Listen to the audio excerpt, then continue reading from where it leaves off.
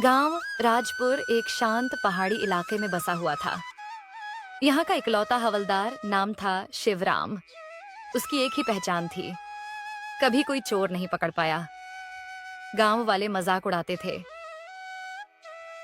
अरे हवलदार साहब, चोरी तो हो रही है, पर आप तो जैसे पिकनिक पर बैठे हो। मैं कोशिश करता हूं काका, पर चोर बहुत चालाक है। गांव में कोई थाने की इमारत नहीं थी। शिवराम रोज मंदिर के पास पीपल के नीचे अपनी मेज और कुर्सी लगाकर बैठता। वहां लोग आते, शिकायत दर्ज करते और चले जाते, पर नतीजा कभी नहीं निकलता।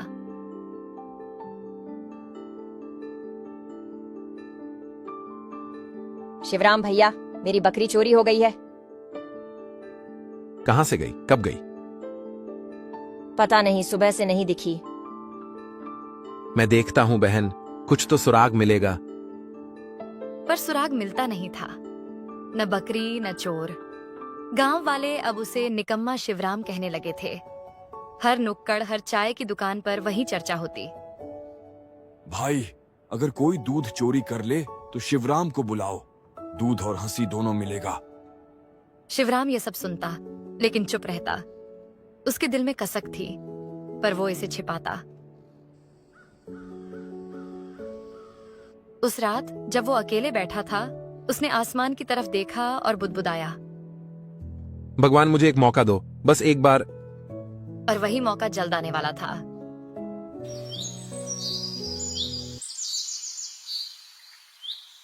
अगली सुबह गांव में हलचल मच गई। ठाकुर हरिराम के घर रात को चोरी हो गई थी। गहने, पैसे और कुछ जरूरी दस्तावेज गायब थे। शिवराम, अब अगर तूने चोर नहीं पकड़ा तो तेरी नौकरी गई समझ। मैं पूरी कोशिश करूंगा ठाकुर साहब, इस बार कोई चूक नहीं होगी। गांव वाले भी इकट्ठा हो गए। सबने शिवराम को घेर लिया। इस बार भी अगर चोर भाग गया तो समझ लो, शिवराम सिर्फ नाम का हवलदार है। हाँ, चोरी होती जा रही है और ये बस ठंडी चाय पीते रहते हैं।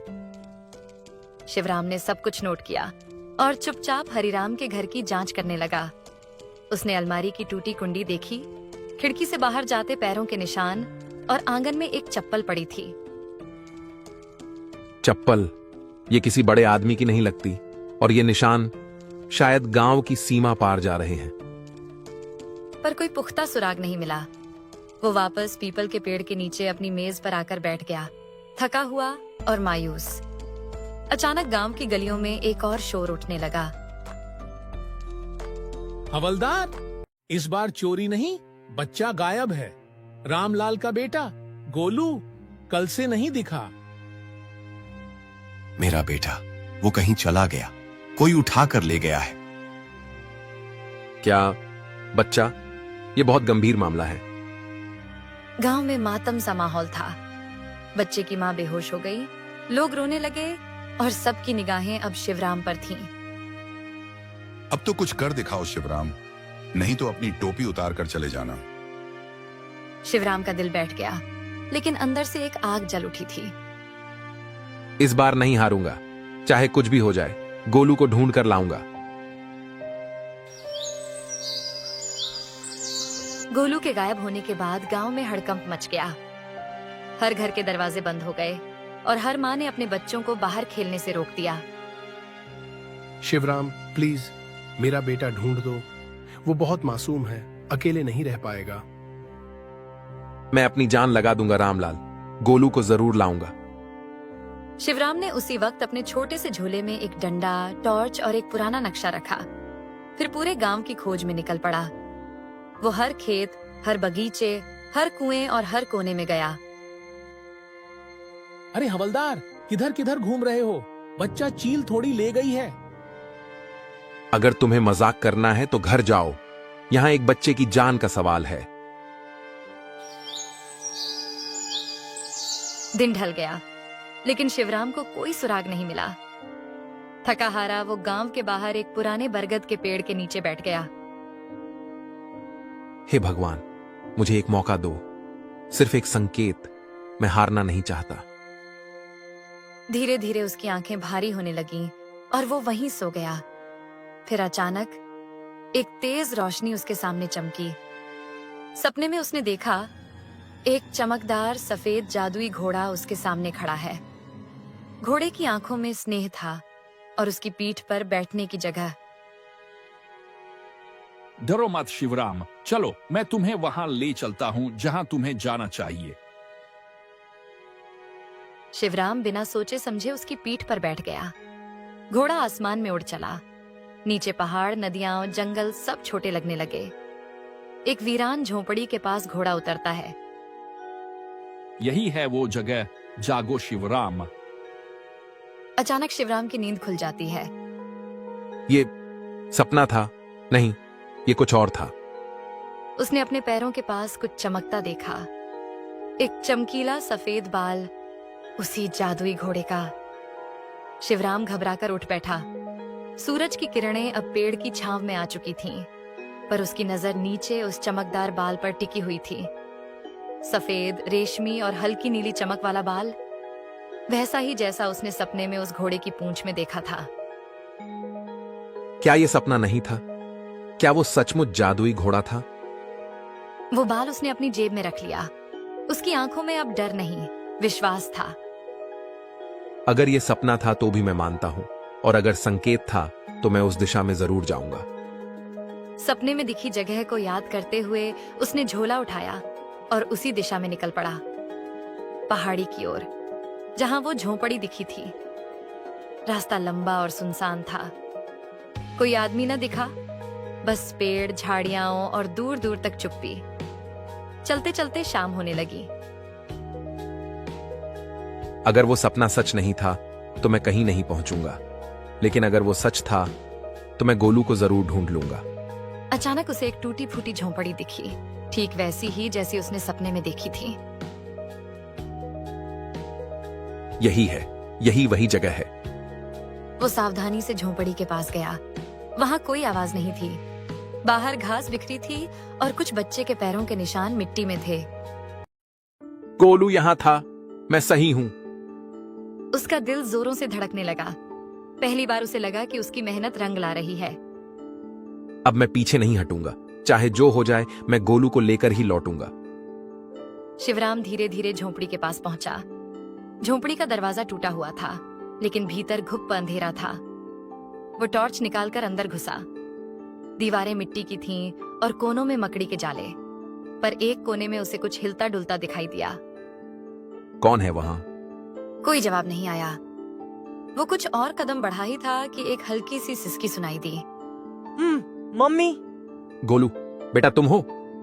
टॉर्च की रोशनी उस कोने में डालते ही शिवराम की आंखें भर आईं। गोलू वहीं बैठा था, डरा सहमा, गंदे कपड़ों में, आंखों में आंसू। चाचा, आप मुझे लेने आए? हाँ बेटा, अब सब ठीक है, तुझे कुछ नहीं होने दूंगा। गोलू बहुत डरा हुआ था। उसे कुछ खाना और पानी चाहिए था। एक अंकल मुझे मिठाई देने का कहकर यहाँ लाए थे, फिर वो चले गए और मैं उस कमीने को मैं नहीं छोड़ूंगा। तू तो मेरे साथ चल। सबसे पहले तुझे तेरे माँ बाप से मिलवाता हूँ। गोलू ने सिर हिलाया। शिवराम ने उसे अपनी पीठ पर बिठाया और वापस गांव की ओर चल पड़ा। उसका दिल गर्व से भर गया था। धन्यवाद उस जादुई घोड़े को। तूने जो राह दिखाई उसी से मैं यहाँ तक पहुंचा। रास्ते में पेड़ों से हवा सरसराई, जैसे कोई अदृश्य ताकत उसके साथ चल रही हो।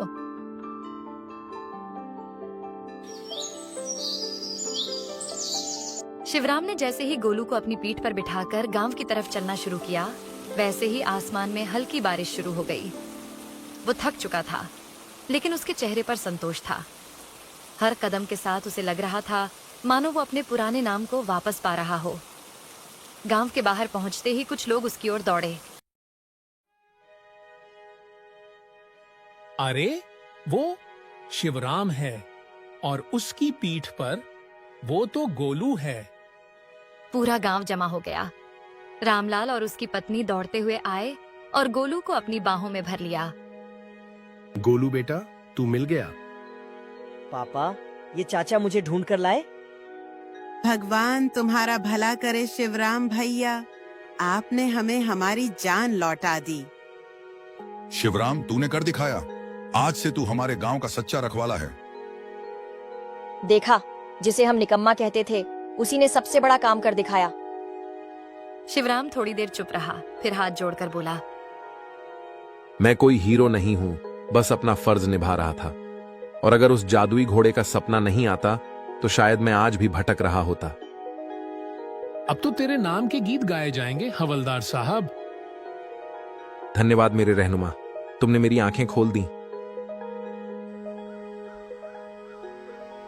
उस रात गांव में जश्न का माहौल था, लेकिन शिवराम चुपचाप पीपल के पेड़ के नीचे बैठा आसमान को निहार रहा था। गांव में जश्न तो हो चुका था, पर शिवराम के मन में एक बात अब भी चुभ रही थी। वो आदमी कौन था जो गोलू को झोंपड़ी तक ले गया था? क्या वही चोर था जिसने पहले हरिराम के घर भी चोरी की थी?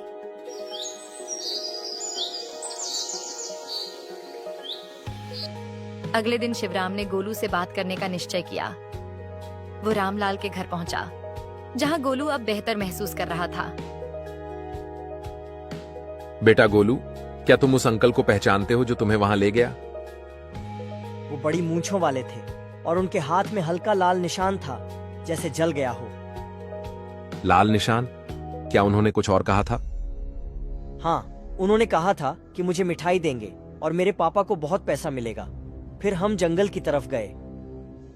शिवराम की आंखों में चमक आ गई। उसके दिमाग में एक चेहरा घूम गया। बल्लू। बल्लू गांव का ही एक आदमी था जो पहले हरिराम के खेतों में काम करता था, लेकिन चोरी के शक में उसे निकाला गया था और उसकी एक बार आग से उंगलियां जल भी चुकी थीं। तो ये उसी की चाल थी, बदला लेने के लिए चोरी और फिर एक बच्चे को अगवा कर देना। वो तुरंत बल्लू के पुराने घर की ओर दौड़ा। घर वीरान था, लेकिन अंदर धूल में कुछ नए निशान थे। ये निशान ताजे हैं, यानी वो अब भी आसपास है। उसने घर की अलमारी खोली।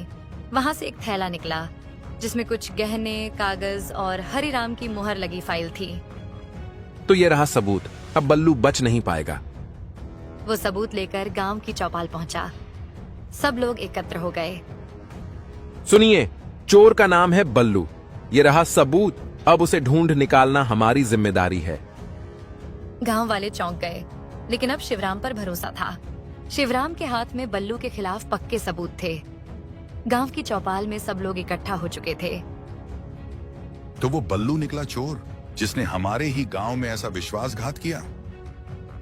उसी ने मेरे बेटे को अगवा किया। ये तो बहुत बड़ा अपराध है। अब उसे पकड़ना जरूरी है और ये काम अकेले नहीं होगा। गांव वालों, क्या तुम सब मेरा साथ दोगे? हाँ हवलदार साहब, अब की बार हम आपके साथ हैं। सभी गांव वाले तैयार हो गए। शिवराम ने गांव के 4 हिस्सों में लोगों को बांट दिया। कुछ को नदी के पास भेजा, कुछ को जंगल की ओर, कुछ को पुराने खंडहरों की ओर।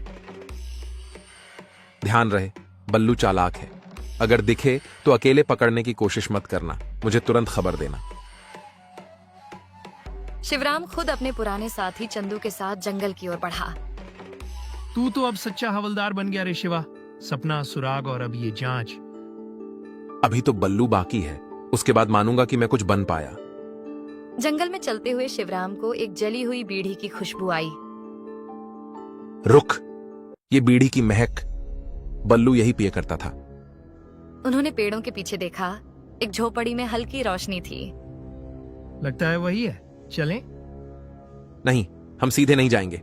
पहले गांव वालों को खबर दो, चारों तरफ से घेरना होगा। चंदू दौड़ पड़ा और शिवराम ने खुद झाड़ी के पीछे छिपकर निगरानी शुरू कर दी। अंदर बल्लू कुछ खा रहा था और उसके पास एक थैला था। अब तू नहीं बचेगा बल्लू, बहुत भाग लिया। कुछ देर में गांव वाले आ पहुंचे, लाठी डंडों के साथ। घेर लो इस झोपड़ी को। बल्लू चौंक गया।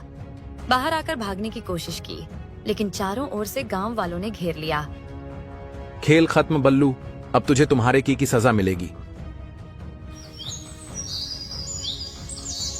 बल्लू को गांव के बीचों बीच बांधकर खड़ा किया गया। गांव वाले चारों तरफ इकट्ठा हो चुके थे। सभी की आंखों में गुस्सा और सवाल थे।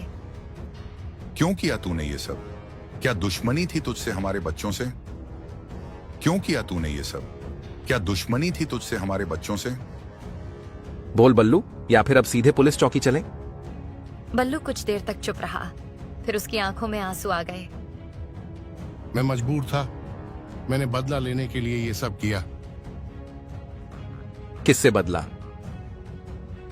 हरिराम ने मुझे खेत से निकाल दिया था, बस एक छोटी सी गलती पर। उसके बाद किसी ने काम नहीं दिया। मेरी बीवी छोड़ गई, बच्चा भूखा मर गया। मुझे सिर्फ बदला लेना था और पैसे चाहिए थे। तूने गलती की थी बल्लू, पर हमने तुझे भूखा नहीं मरने दिया था, तुझे मदद भी दी थी। तूने हमें धोखा दिया। तूने चोरी की, मासूम बच्चे को अगवा किया। अब यह मामला सिर्फ गांव का नहीं, कानून का है। बल्लू ने गर्दन झुका ली। जो सजा हो मंजूर है। अब इसे थाने ले जाना होगा। मैं ब्लॉक हेडक्वार्टर जाकर पुलिस को सूचना दूंगा। गांव वाले अब गर्व से शिवराम को देख रहे थे।